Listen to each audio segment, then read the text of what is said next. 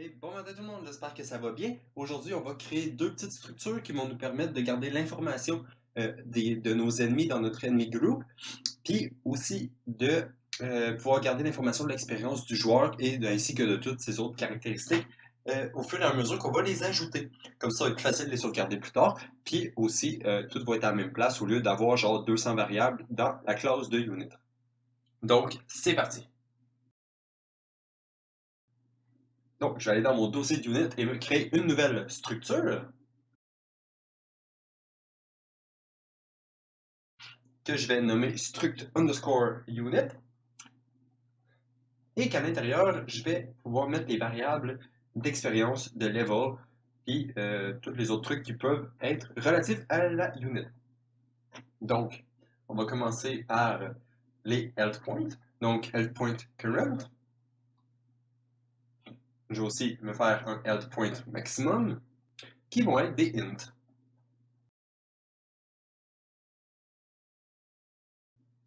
Je vais faire la même chose pour les action points. Donc, action point current, action point maximum. Même chose pour les movement points. Donc ça, c'est sûr que ça va impliquer beaucoup de changements dans le futur, mais je vais vous guider au travers de tout ça. Puis de toute façon, j'ai l'intention de le faire dans quelques vidéos. Je sais pas trop quand, mais bientôt. Je vais aussi me rajouter le current level, ainsi que le exp current, donc le nombre d'expériences qu'on a en ce moment.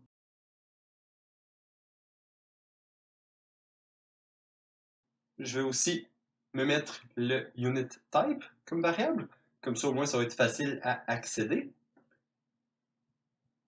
parce que ça va être à la même place que tout le reste. Puis pour ce qui est dans le cas des units ennemis, on va garder la même structure et la même logique, mais justement, les units ennemis, le unit type est beaucoup plus important que les units du player parce qu'il va en avoir plusieurs. Donc justement, on va pouvoir aller se créer notre structure de unit ennemi,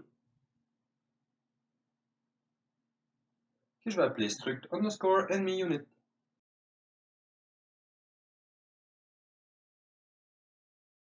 Je vais ensuite mettre les deux structures une à côté de l'autre et pouvoir refaire un peu la même logique, sans bien sûr l'expérience et euh, les certaines variables.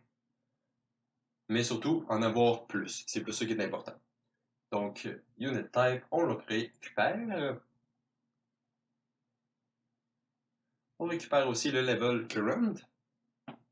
Par contre, comment on détermine le level, ça va être différent de comment on le fait dans le player. Dans le fond, le player, c'est l'expérience. Mais dans l'ennemi, je me dis qu'on pourrait le faire à partir d'une map.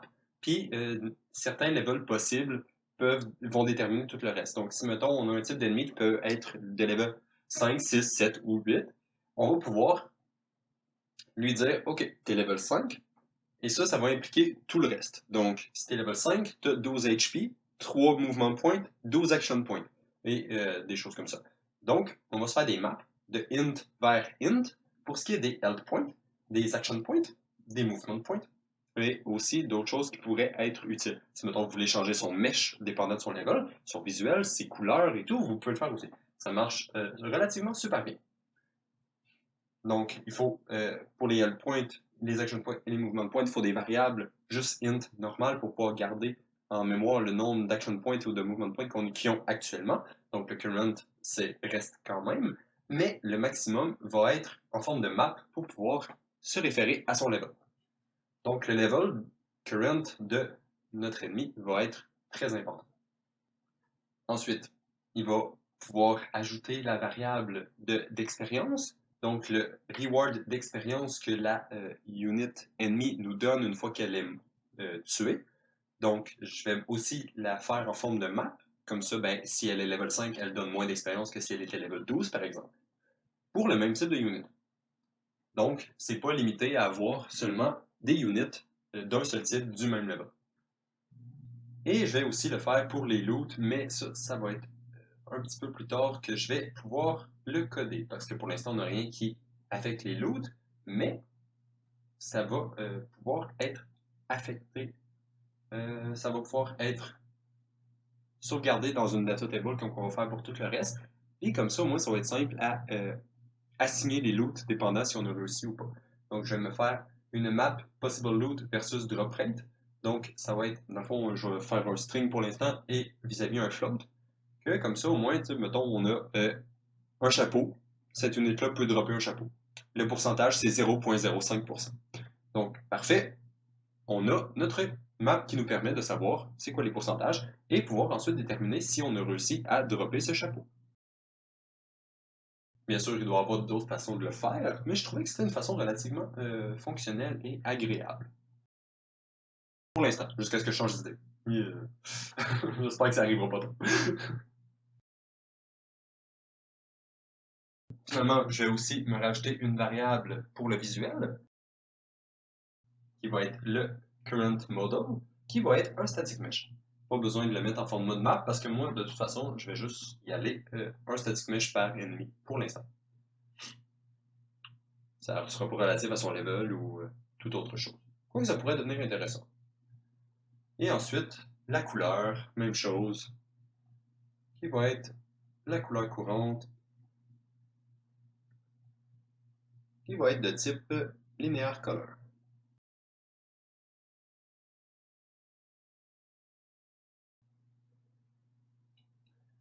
À cette heure que mes deux structures sont créées, je vais pouvoir me créer une data table qui va contenir l'information de mes ennemis. Donc, je vais la baser sur mon enemy unit, que je vais appeler dt underscore enemy unit. Parce que ça va être la même chose que ma structure, mais juste en format de data table. Dans ma data table, on va pouvoir se rajouter quelques petits ennemis. Pour l'instant, dans le fond, je vais juste les rajouter rapidement ici, les deux premiers, et ensuite, je vais juste aller les importer d'un fichier Excel, comme je l'avais montré avant. Donc, je vais garder le nom de ma rangée avec le même nom que mon unit type, comme ça va être plus facile de getter les rangées par la suite. Et ensuite, je vais juste pouvoir assigner des variables au hasard comme ça, un petit peu n'importe comment. Donc, je viens de me rappeler qu'il me manque un élément dans ma structure, dans le fond, les possibles levels. Donc, on va juste se rajouter une nouvelle variable. Donc, possible levels, ou level possibles, whatever, un ou l'autre, peu importe. Qui va être un array de int. Comme ça, on va pouvoir garder, tout simplement, trouver notre level actuel par rapport au level possible, comme j'avais dit au départ. Ok, donc, en retournant à ma table, maintenant, on a nos levels possibles, donc il peut être level soit 5 ou 6, ce qui va impliquer que nos maps suivantes doivent toutes avoir 5 et 6 comme keys, parce qu'on utilise le level de notre unit comme key. Les values, après ça, peut être n'importe quoi. Donc, 5, 6 réfère à 10 HP, level 5 réfère à 10 HP, 3 mouvements de pointe, 250 d'expérience, et des choses comme ça. La couleur, j'avais oublié de la mettre en linéaire color, donc je vais juste la mettre en linéaire color, et maintenant, pouvoir les assigner rapidement.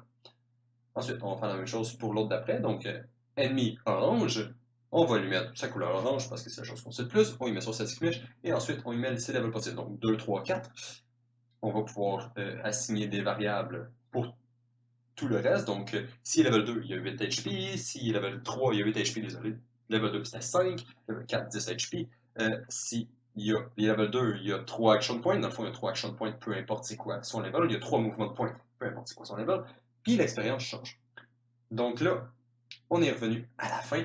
J'ai réimporté toutes les autres parce que ça ne me tentait pas de toutes les coder directement dans le mur. Dans le fond, toutes les écrire directement dans le mur. Je l'ai exporté, je l'ai réimporté. Et maintenant, tout est là. Dans le fond, j'ai juste copié-collé toutes mes rangées dans Excel. Ça a été super rapide. Bah, Excel, OpenOffice, whatever, même chose. Donc maintenant, on a notre résultat. Donc on a une belle data table qui contient l'information de plusieurs units. Au final, on n'a pas changé grand-chose, mais on a des datas de plus qui vont pouvoir être utilisées par la suite. Pour aller commencer à utiliser ça, je vais aller dans mon BP Unit. Et lors du Begin Play, au moment où on set le mesh et la couleur, ça va être là qu'on va avoir la première utilisation de cette data table-là. Dans le fond, c'est là que son information qu'elle contient va être importante. va faire un get data table row. La data table, on va sélectionner la data table qu'on vient de se créer, donc enemy unit. Le type d'ennemi, c'est un enum, donc on va tout simplement prendre l'enum et le mettre à l'intérieur de ce type d'ennemi. Ben, d'un row name, comme ça, on va utiliser le type d'ennemi comme row name. On va breaker la structure que ça nous ressort. Et c'est ça qui va nous être utile pour pouvoir déterminer la couleur et le mesh. Mais ça, par contre, ça va seulement être utile si jamais on n'est pas un player. Parce que si on est un player unit, on ne veut pas utiliser ça parce que notre player unit, toutes ses caractéristiques ne se retrouvent pas dans cette data table-là. Lui, ses caractéristiques vont se retrouver dans un fichier de sauvegarde qu'on va avoir sauvegardé ou des trucs comme ça. Ou on va le recréer comme on faisait avant. Puis le visuel, ben, il va être déterminé par le joueur et non par des datas pré-calculées. Ouais, ça serait dommage un peu. Donc voilà, on se fait un petit if au tout début ici pour séparer la logique du joueur de la logique des ennemis units. Donc je vais juste garder les informations qui sont relatives aux joueurs ici dans la branche du haut. Donc le set visibility du mesh et le set visibility des cônes. Le mesh va être à true, les cônes vont être à false, bien sûr. Dans mon cas. Si vous n'avez pas de skeletal mesh, ben, vous pouvez continuer d'utiliser les cônes et les remplacer ou avoir vos meshs. Mais ça ne change pas grand-chose. OK. Maintenant que ces deux logiques-là sont séparées, il manque la logique des couleurs pour ce qui est de la suite. Dans le cas des ennemis, je vais juste m'assurer que le cône 1 soit aussi caché parce qu'on n'en aura pas besoin de toute façon. Donc maintenant, on get l'information dans notre data table.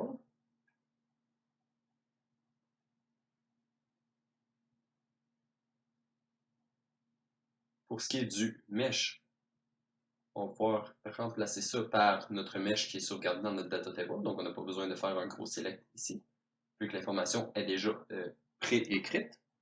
Et même chose pour la couleur. Par contre, je vais quand même garder la couleur du select parce qu'on veut quand même la teinter de blanc si jamais on passe notre souris sur la unit. Quoique, si jamais vous avez deux textures, vous voulez changer la texture lorsqu'on over la unit, au lieu de changer sa couleur, parce que là, on a juste des couleurs, on n'a pas de texture, ça peut se faire de la même façon en utilisant la data table. Vous sauvegardez vos deux textures, puis vous les swappez comme vous voulez. Je vais copier ce petit bout de code-là qui gère la couleur pour le mesh. Je vais aller le mettre dans le player, parce que le mesh affecte seulement, la couleur du mesh affecte seulement le player unit. Donc je vais le mettre en haut pour le séparer de l'autre. Et ensuite, je vais le mettre bleu, comme qu'on avait avant. Et on va juste l'enlever le mesh d'en bas. Et voilà, donc maintenant, on a une data table qui gère le visuel de nos unités ennemies. Ça change absolument rien parce que j'ai pas plus de mesh qu'avant, mais bon, c'est dans une data table. C'est plus des gros select hard-codés. Donc ça, c'est bien. Hop, ça n'a pas l'air de fonctionner, on a juste des petits cônes. Hi. Ok, c'est des beaux petits cônes. Je pense que j'utilise pas le bon cône. Ça doit être juste pour ça.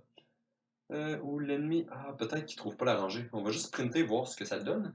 Pourquoi on va printer la clé de la rangée, dans le fond, le nom de la rangée? On va voir ce que ça donne. Je pense que peut-être qu'il trouve pas la rangée. Ça serait étrange, mais c'est possible. Donc, le nom de la rangerie, c'est enum unit type ... Oh, c'est comme si c'était du C++. Non, c'est pas ça qu'on veut. On le veut coder humainement. Donc, pour ça, on fait juste un enum to string avant de le passer dans la row name. En le convertissant to string, il enlève le enum ...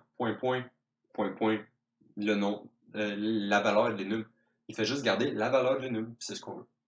Donc maintenant, dans notre print, et voilà, ça passe même plus par notre print parce que ça fonctionne. Hey, c'est génial. Donc, on est revenu au point de départ. C'est bien. Un gros 15 minutes pour pas grand-chose. Youhou! Parfois, c'est le fun de coder. Bon, tout ce temps-là aurait pu être sauvé si jamais ça avait été bien fait au départ. Mais j'apprends en même temps, donc... Eh, l'erreur est humaine, on va dire. Donc, je vais aussi sauvegarder notre structure dans les variables. Comme ça, ben, on va pouvoir aller seulement la générer une fois et non la calculer à toutes les fois à partir de la data table. Parce que dans le fond, on ne veut pas aller lire la data table à chaque fois pour rien. Donc, on va juste la lire une fois. On va utiliser cette variable-là pour setter nos variables de couleur et de mesh, parce que c'est elle qui va contenir l'information de notre unit. Puis, on va se faire une autre petite fonction juste avant pour pouvoir aller getter cette variable-là, puis pouvoir la sauvegarder.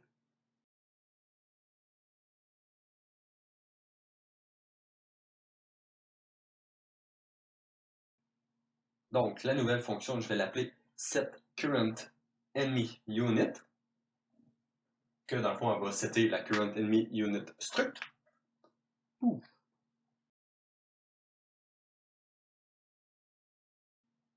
Donc, pour la setter, ce qu'on va faire, c'est on va faire un make struct en utilisant le résultat de l'autre. On va faire un get struct, un break struct, bien sûr. Et on va calculer certaines variables. Parce qu'il y a des choses là-dedans qui peuvent être basées sur du hasard. Donc, le current unit type ne change pas, la couleur ne change pas. Les possibles, dans le fond, les maps ne changent pas non plus parce qu'elles sont correctes. Et les levels possibles aussi sont corrects.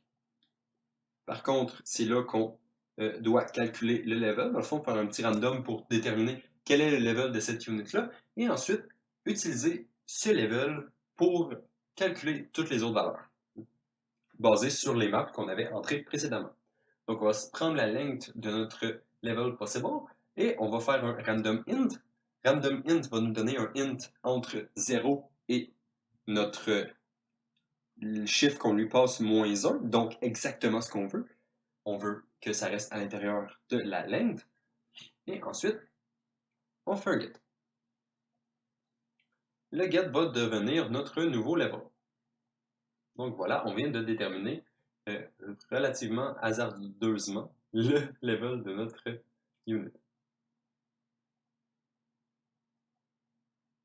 Bien sûr, vous pouvez affecter les chances en mettant des possibilités un petit peu plus grandes ou plusieurs fois les mêmes possibilités si jamais c'est une façon de faire qui vous intéresse.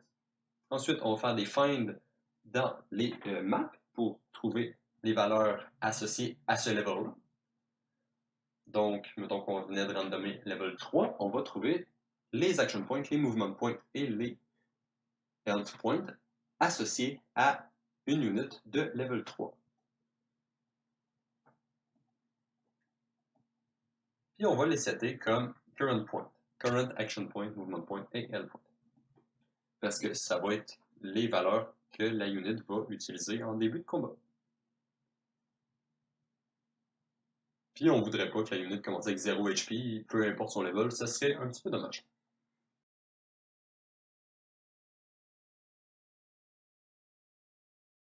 Ok, donc maintenant, nous avons seté notre structure avec plusieurs variables qui peuvent être utiles dans le futur.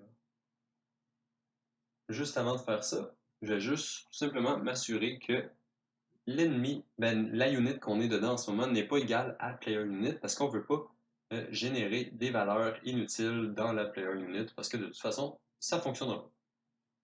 Elle ne trouvera pas la data table row, puis il n'y a rien qui va fonctionner à suite. Il faut juste s'assurer d'appeler cette fonction-là avant d'appeler le setColor et tout devrait fonctionner comme avant.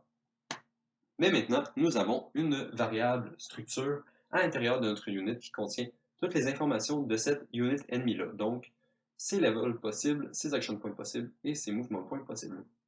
Donc, la prochaine étape, ça va être de faire en sorte d'utiliser ces informations-là pour calculer et afficher, dans le fond, l'expérience reçue par le joueur et ainsi que tous les levels de tous les ennemis lorsque le defeat screen ou le victory screen apparaît.